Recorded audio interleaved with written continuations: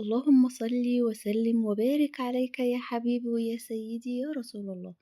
عملنا طبق كده سهل وسريع تقدروا تعملوه بالليل وانتوا قاعدين أول ما تحسوا بجوع آخر الليل اللي بيودينا في داهية وبيبوظ أي نظام غذائي. الحل ليه إن انت تكوني محضرة نفسك من الأول، تخلي حاجة عندك تكون جاهزة ما تضرش النظام اللي انتي ماشية عليه. الطبق ده حلو قوي وبيدي طاقة للجسم ومفيد قوي، مفيد كمان تعملوه لولادكم وقت المذاكرة. هنحضره هنخليه في الفريزر ونطلعه على العمايل على طول. معايا كوباية كبيرة قمح أو ربع كيلو قمح أو أي كمية. هاتوها كده انقعوها شوية وبعد كده اغسلوها، القمح بتاع البليلة اللي احنا عارفينه. آه، هاحطها على البوتاجاز وهاغطيها كويس، هازود كمية المَيّة على القمح وهاسيبها بقى تجيب آخرها، خلّوها تتهري وتطلع معاكم بالشكل ده.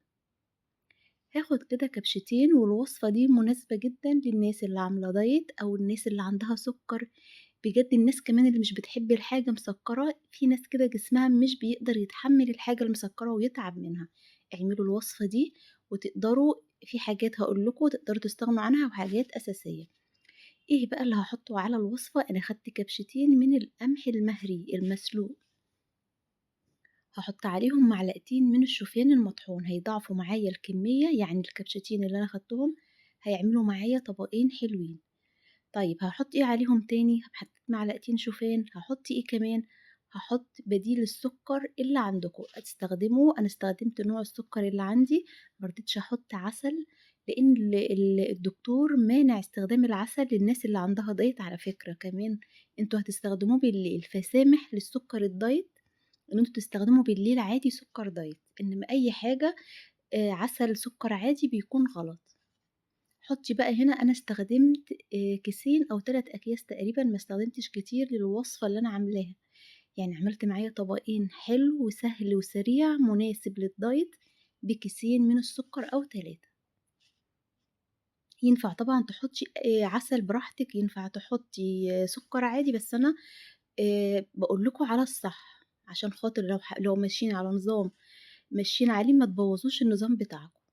حطيت كمان فانيليا، يعني حلو ريحته حلوة وطعمه حلو، وحطيت نُص كوباية لبن، نُص كوباية لبن، كبشتين من القمح المسلوق، معلقتين من النشا، نشا إيه مش نشا اوعوا تحطوا نشا، معلقتين من الشوفان، وحطوا بقى بدايل السكر اللي انتوا عايزين تحطوها. الطبقين دول حطيت ليهم نُص كوباية لبن فقط لا غير، استخدمت نُص كوباية لبن، وبقية الكمية بقى عملتها بليلة عادية خالص من بتاعتنا، بس برضه ما رضيتش أحط لهم نشا، حطيت لهم لبن وسكر فانيليا فقط لا غير، وخلاص يعني باحاول الحاجة اللي أقدر أقللها اللي بتكون مضرة، خصوصًا لو هتاخدوا الحاجة بالليل، باحاول الحاجة اللي بتكون مضرة فعلًا ولا ليّا ولا ليهم باحطها، خصوصًا لو بالليل. شايفين القوام وهي لسه ما بردتش؟ تقدروا تستغنوا عن النشا، تحطي لبن وتحطي سكر.